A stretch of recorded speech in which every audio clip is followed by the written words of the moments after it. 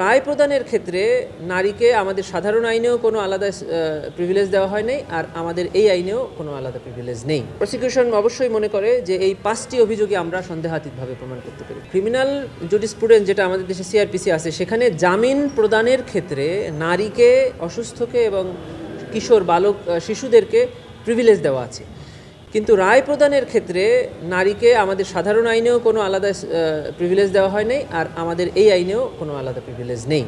অর্থাৎ রায় প্রদানের ক্ষেত্রে আসামি নারী হোক পুরুষ হোক, তিনি তার অবস্থানে থেকে কি অপরাধ করেছেন সেই অপরাধের গ্র্যাভিটি বিবেচনা করে শাস্তি প্রদান করা হবে। এর আগে এই ট্রাইব্যুনালে যে আরও 56টি রায় হয়েছে, তার বেশিরভাগ মামলাতেই স্টেট ডিফেন্স ছিল, এবং এই ট্রাইব্যুনালের প্রথম যে রায়টা হয়েছে মৌলানা আবুল কালাম আজাদ সাহেবের, সেটিও স্টেট ডিফেন্স দ্বারা পরিচালিত একটি মামলা ছিল, এবং আমাদের আইনে স্টেট ডিফেন্স দিয়ে যারা অনুপস্থিত আসামি আছে তাদের বিচারের ব্যবস্থা আছে। আইনে পরিষ্কার করে বলা আছে যে যদি আসামি পলাতক হয় তাহলে রায় প্রদানের পর থেকে 30 দিনের মধ্যে উনি আপিল করতে পারবেন, যদি উনি গ্রেফতার হন অথবা উনি ট্রাইব্যুনালে এসে সারেন্ডার করেন। আদারওয়াইজ স্টেট ডিফেন্সের অ্যাপিলেট ডিভিশনে অ্যাপিল ফাইল করার কোনো ইখতিয়ার নেই। আমরা যখন ট্রাইব্যুনাল প্রথম ওনার বিরুদ্ধে গ্রেফতারি পরোয়ানা জারি করলেন, তখন আমরা পররাষ্ট্র মন্ত্রণালয়ের মাধ্যমে রেড নোটিশ জারির একটা আবেদন করেছিলাম। কালকে যদি রায় হয় এবং রায়ে যদি ট্রাইব্যুনাল ওনার বিরুদ্ধে শাস্তি প্রদান করেন, তাহলে আমরা আরেকটি কনভিকশন ওয়ারেন্টের আবেদন ইন্টারপোলে আবার পাঠাবো তার বিরুদ্ধে রেড নোটিশ জারির জন্য। ওটা তো এই ট্রাইব্যুনালে শেষ, উনি চাইলে আপিল করতে পারবেন।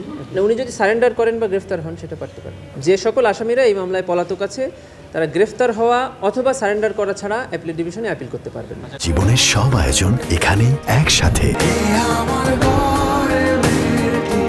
প্রথম কথা হলো যে এই ট্রাইব্যুনালে হাজির হয়ে উনিও সব কথা বলতে পারবেন।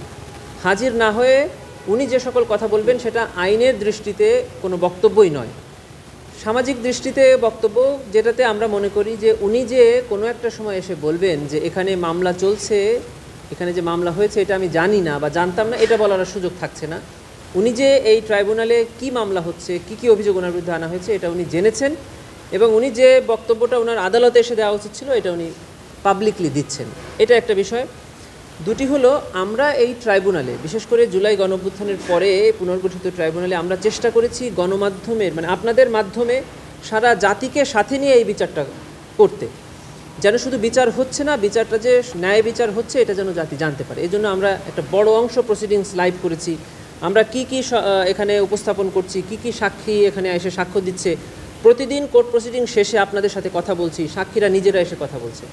আমরা ওনার ভয়েস রেকর্ড বাজিয়ে শুনিয়েছি ওপেন কোর্টে, যেটা সম্প্রচার হয়েছে, সেখানে আপনারা শুনেছেন যে উনি নিজ মুখে এই আদেশটা দিয়েছেন কথোপকথনের মাধ্যমে। এইটা প্রত্যেকটি অপরাধী, পৃথিবীতে এখন পর্যন্ত যত এই ধরনের মানবতা বিরোধী অপরাধ হয়েছে, কেউই স্বীকার করেনি যে ওনারা অপরাধী। তারই অংশ হিসেবে উনি অস্বীকার করেছেন, কিন্তু আদালত এটাকে ডিসাইড করবেন যে উনি আদৌ অপরাধী কি নয়। আপনার এইটার প্রেক্ষিতে আমি একটা প্রশ্ন করি, সেটা হলো যে না থাকতে পারে না, এটা আমরা অ্যাবসলিউটলি গভর্নমেন্টের এবং কূটনৈতিক বিষয় হিসেবে দেখছি। প্রসিকিউশন বা বিচার ব্যবস্থার ক্ষেত্রে আমরা এটাকে কোনো আমলে নিচ্ছি না। উনি যে বক্তব্য দিচ্ছেন এটা গভর্নমেন্টের মতো স্টেপস নেবেন।